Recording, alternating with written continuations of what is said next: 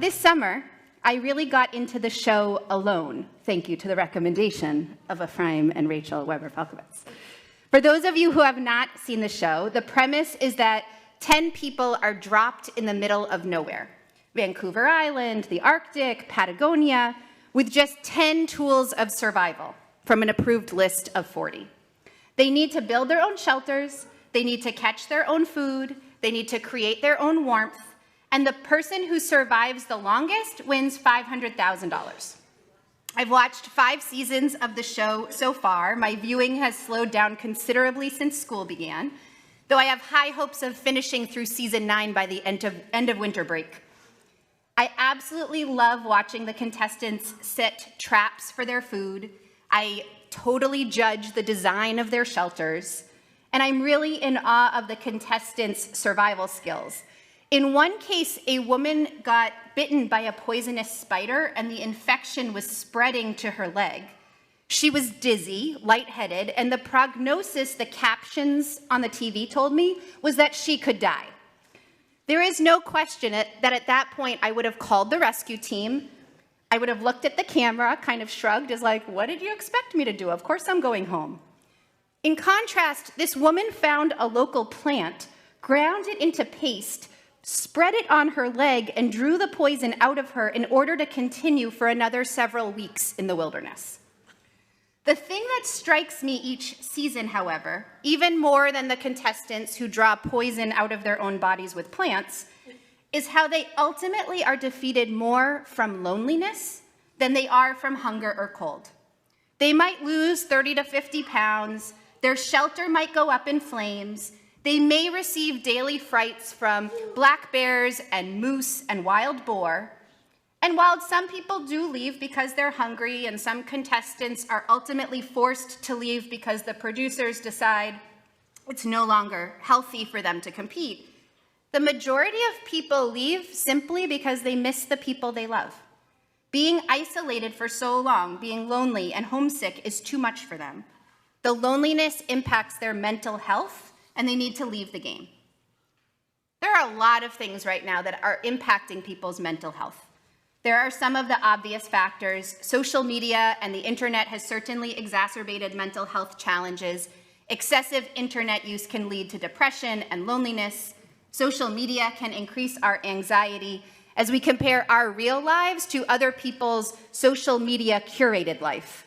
We feel like we're the only ones not taking a vacation, or it seems like we're the only one whose child acts out, or we see that we're the only one not invited to the party. The feelings of depression and anxiety that can come from social media and internet usage are real. Current events have certainly impacted many people's states of mental health. Stories about climate change, about war, about politics. Probably the best illustration of the despair and anxiety people might feel about current events was illustrated by Tina Fey in an appearance on Saturday Night Live in 2017 following the events in Charlottesville. Tina brings out a sheet cake and proceeds to shovel large amounts of cake into her mouth while ranting about current events and screaming in response to the news. And she reports, "Sheet caking is a grassroots movement. Most of the women I know have been doing it once a week. And when you feel powerless, that's when you dip your grilled cheese into the cake." And certainly the pandemic has shifted mental health. In a study by the Harvard Graduate School of Education in February of 2021, 36% of respondents reported serious loneliness, feeling lonely frequently or almost all the time or all the time in the 4 weeks prior to the survey. And 43% of young adults reported increases in loneliness since the outbreak of the pandemic. And while feeling lonely is bad enough on its own, feeling lonely is also linked to early mortality and a wide array of serious physical and emotional problems, including depression, anxiety, heart disease, substance abuse, domestic abuse. Surgeon General Vivek Murthy warned that Americans are facing an epidemic of loneliness and social isolation. These trends are not just in adults. As an educator, I'm grounded in research around child and adolescent mental health. The American Academy of Pediatrics has called the current state of adolescent mental health a crisis. Depression rates in teenagers increased 60% from 2007 to 2019, and suicide has become the second leading cause of death in people aged 10 to 24.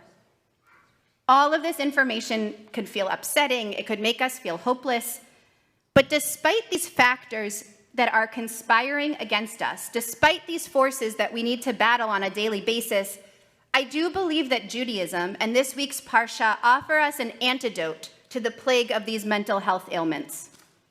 In the Parsha, we're commanded that all of Israel is to come together once every 7 years to hear the Torah read out loud.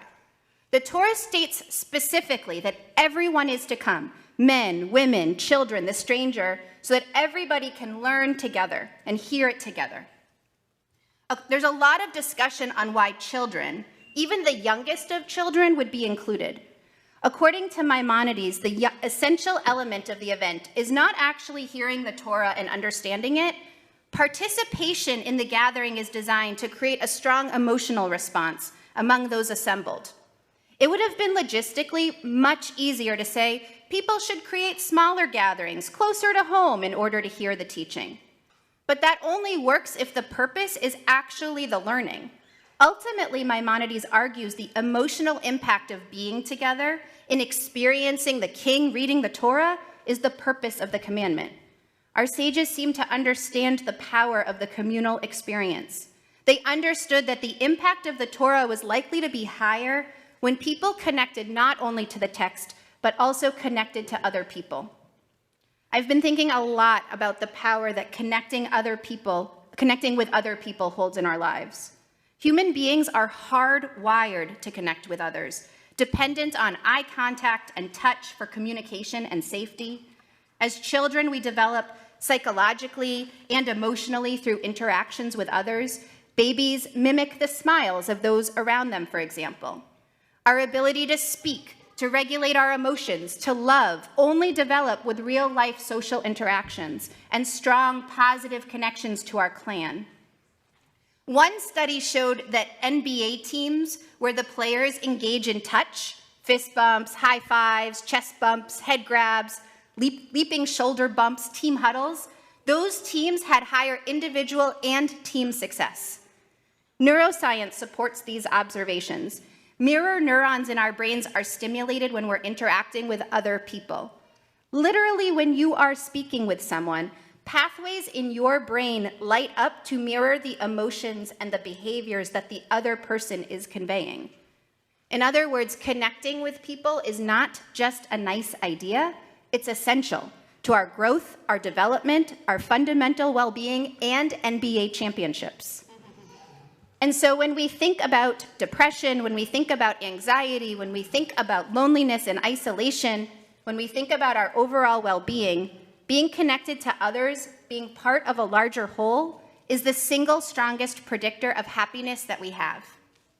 I want to stop and offer a disclaimer before I continue. Mental health ailments are real and often are related to biology outside of someone's control. I am not saying that we can will ourselves out of a mental health illness any more than we can will ourselves out of a physical health ailment. These are real biological challenges, and people suffering should seek professional care. What I am saying is that just as we know the habits that are likely to set us up for a healthy physical life, we know the habits that are likely to set us up for a healthy mental life as well. I'm sharing that the conditions in our world can cause these feelings in people even when they are in otherwise good mental health condition. And there's plenty of research to show that connections with others is the single greatest antidote when buffering ourselves against the outside forces in our world. So let's figure out, what does that mean to be connected or to be part of a larger whole? Going back to my TV show binging, I do think it's important to distinguish that there is a difference between being alone and feeling lonely. While there's some overlap, they're not interchangeable. Many of us, probably all of us, need some time alone. Introverts or only children might need more than the extroverted person who has 8 siblings, but we all need some time to ourselves.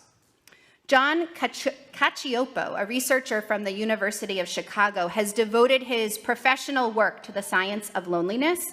He speaks to many people's misconception that alone and loneliness are synonymous. He shares basically the idea there is that loneliness can be cured by putting people together, as in, if they're not alone, they won't feel lonely. Colleges think this, which is why there are mixers. You remember mixers in college? They don't work. Being with others doesn't mean you're going to feel connected, and being alone doesn't mean you're going to feel lonely. So we should not confuse being alone with loneliness, nor should we assume that someone with many social connections is never lonely. On this topic, Cacioppo shares, oftentimes, fewer connections is better. The classic case is the billionaire who sees that everyone wants to be their friend, but in the billionaire's eyes, none of these are effective because they're seen as being motivated by material gain. So what does it mean that social connections can be the antidote to depression, anxiety, isolation, and loneliness? Ultimately, connection does not mean that you're always surrounded by people, nor does it mean that you let everyone in. I would offer that being connected and being part of a larger whole is about intentionally choosing and cultivating the people and community in your life. Judaism and Jewish ritual is one way that we can feel bigger, part of something bigger than ourselves. Dr. Christine Carter, in her book, The New Adolescence, writes about how connecting humans with a larger purpose or meaning helps to ground us. She writes, people who are connected to a higher power tend to be more hopeful, resilient, and engaged. They get along better with others and report higher overall well-being. Moreover, they're less depressed, anxious, bored, and lonely. This makes sense to me. When we attend a Ne'ilah service at the end of Yom Kippur, standing in front of the ark, feeling faint, feeling the pangs of hunger, we may feel connected to the people around us who are going through this communal experience. We may feel a deeper connection to God. When we attend a Shiva and we enter a house to comfort a mourner, we become part of a community with a common purpose. And when we debate our favorite kind of cholent, we create a common language with others. Each of these experiences rooted in tradition and culture and religion help us to connect and to feel part of something bigger than ourselves. We also need to cultivate different kinds of relationships. Dr. Juliana Brennis is a social and health psychologist who argues that the best way to have connections with others is actually by building 4 layers of social connection: online contacts, professional networks, close friends, and significant others. Our online connections give us opportunities to give and receive practical advice, emotional support. There is a reason that LA Mommies group on Facebook has so many members. I also think about the connections I have online. While I don't keep in touch regularly outside of Facebook with many of my friends from previous phases of life, I do feel connected to them when I see photos of their children from the first day of school, or they post about a new job that they're starting. These connections can make us feel good. The second level of connection is professional networks. These connections can be challenging because we might feel that they're transactional. I'm making the connection in order to network for a new job or to receive professional advice. But when we lean into creating meaningful relationships with these networks, there's something rich to be gained. Beginning in April of 2020, I had started Zooming with 4 other heads of school every Thursday at 5. The calls started as a way for us to exchange ideas and advice on how to run a school in a pandemic, but now they're a deeply valuable part of my week.